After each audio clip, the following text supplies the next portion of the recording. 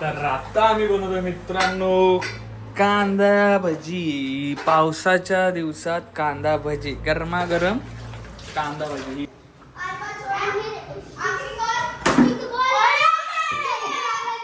ए नाही, आउट आहे, आउट आहे.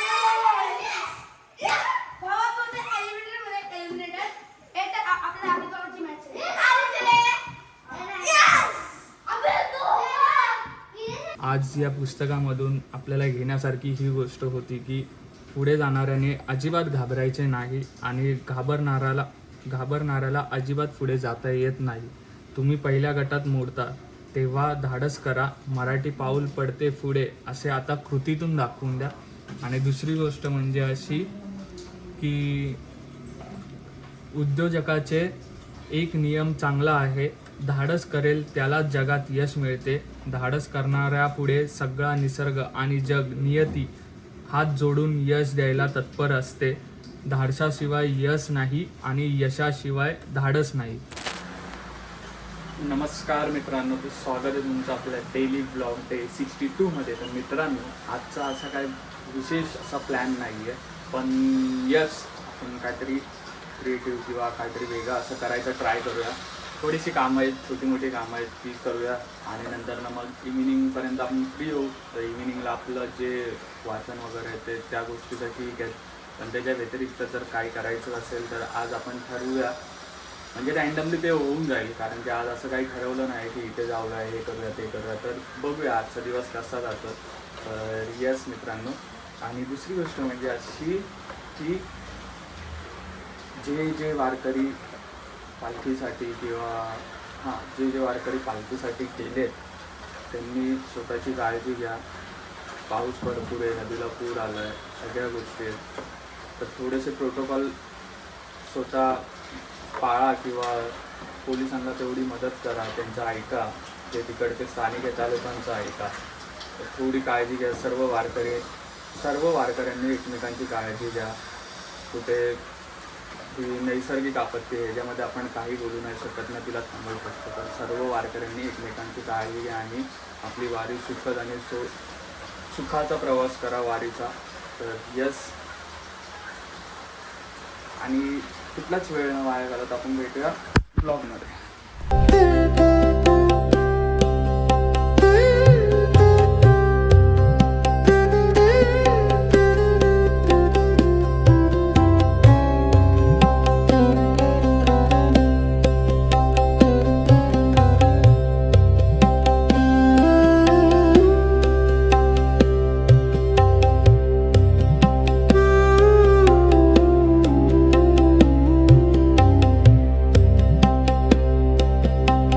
मित्रांनो, आमच्याकडे IPL चालू आहे, हे आम्ही तुम्हाला दाखवतो. IPL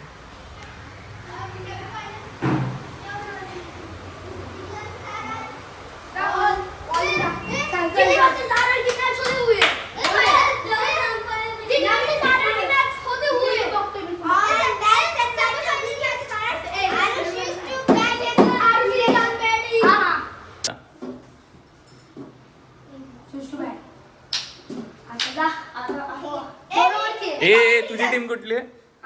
तुझी टीम? आणि तुझी? तू कोण आहे आता बॅटिंगला? सरपंच. आणि तो बॉलिंगला? कॉमेंटेटर तू आहे ना? तू इकडे तो बॉलर दिसत नाही आपला. इकडे बस तू.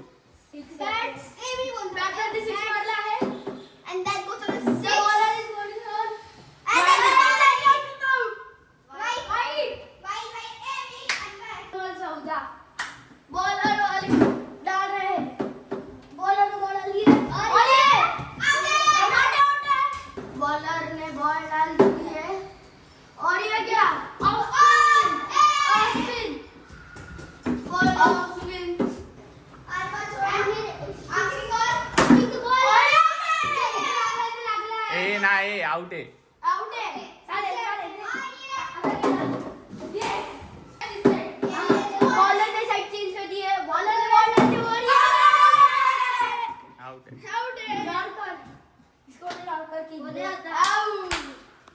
DRS घेतला DRS.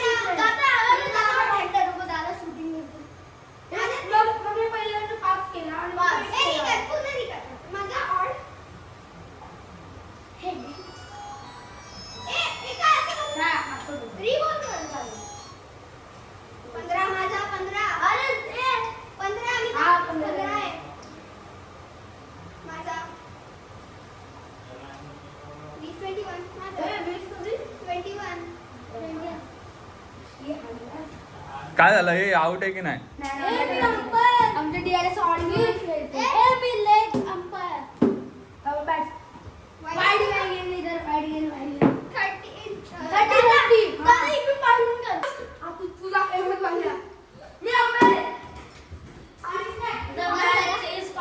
बस बस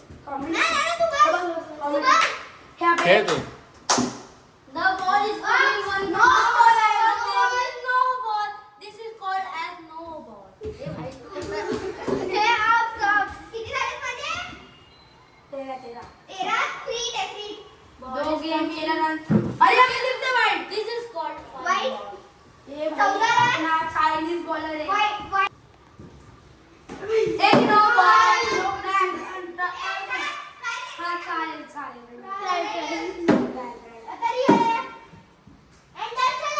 आउट आहे.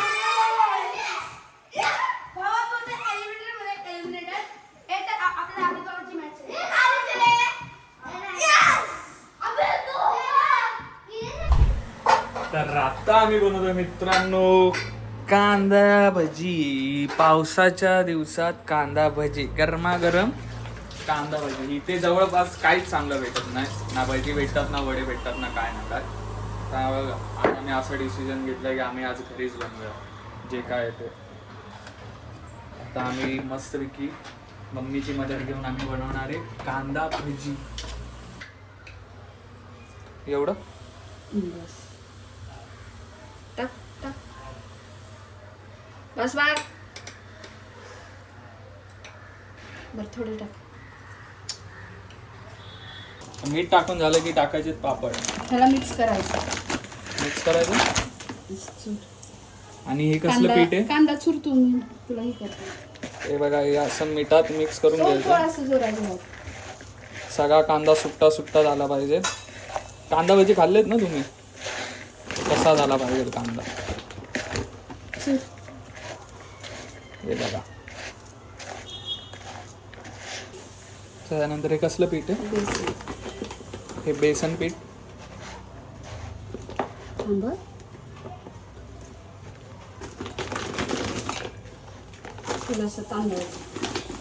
थोडंसं तांदूळाचं पीठ.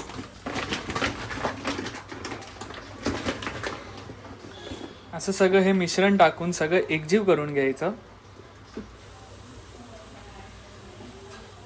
टाकायचं थोडंसं लाल तिखट.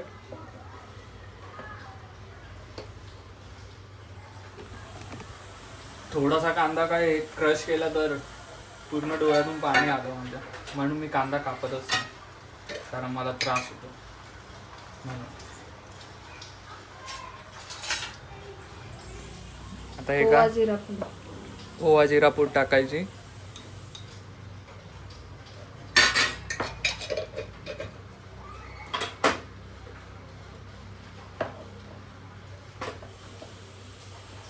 हळद थोडीशी चवीनुसार.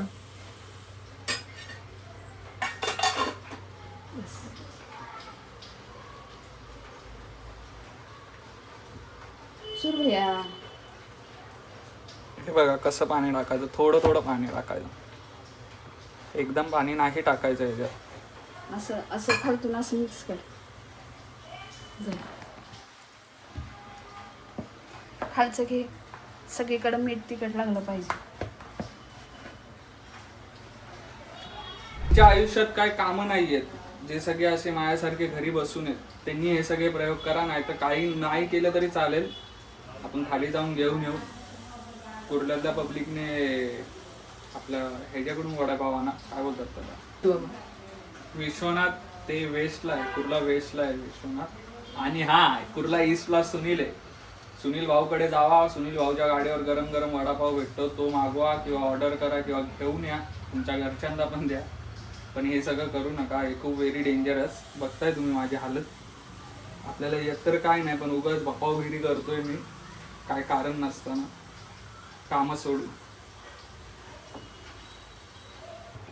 बाकी काय बोला, प्रॉपर गाड्यावरचा वाटतोय की नाही? फुल एकदम टॉवेल बिवेल एकदम, फक्त घाम नाही आलाय. छी. घाम आला असतं तर ते पण पूर्ण झालं असतं. टाकू थांब थांब नाही तेल टाक. तेल अजून तापलं नाहीये, तेल तापायची वाट बघतोय. मित्रांनो, ज्याला कोणाला असं काय प्रयोग करायचे असतील तर एखादा हुशार किंवा ज्याला या सगळ्याबद्दल माहिती असा माणूस जवळ ठेवा, जेणेकरून तुम्हाला कुठलीच इजा होणार नाही.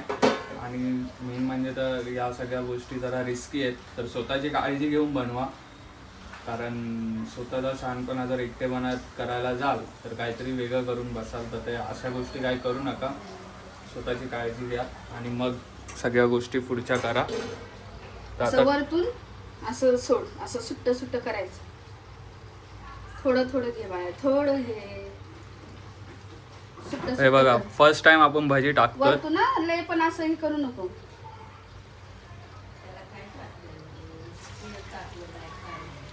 टाक. सोड पटकर ना. हा असं सिंगल सिंगल टाक. पडू दे डवाकडे, त्याला काय नसतंय, ती कांदा भजी येते. भज्यांवर भजी नसतात सोडायचं. टाक थोडं अजून.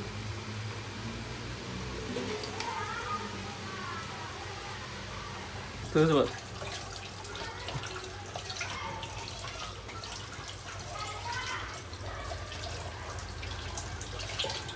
एकदम बरोबर आहे सगळं, मीठ मीठ सगळं. फक्त नरम झाले, कडक व्हायला पाहिजे.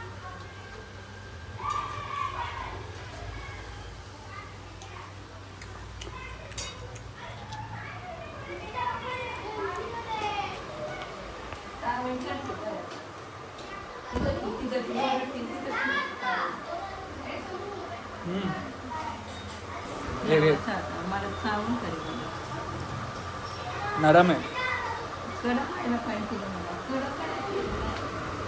कसे आहेत? कसे आहेत? आपली भजी विजी खाऊन झाली आहे, सगळं काय झालं. आता जाऊया आपण आपल्या वाचनाकडे, जे 2 दिवस झालं मिस होत आहे, तर आता आपण तिथे जाऊया आणि बघूया आज काय करायला भेटते किंवा आज नवीन कुठली गोष्ट शिकायला भेटते येते. तर यस, मग आपण सुरुवात करू आपल्या वाचनाला.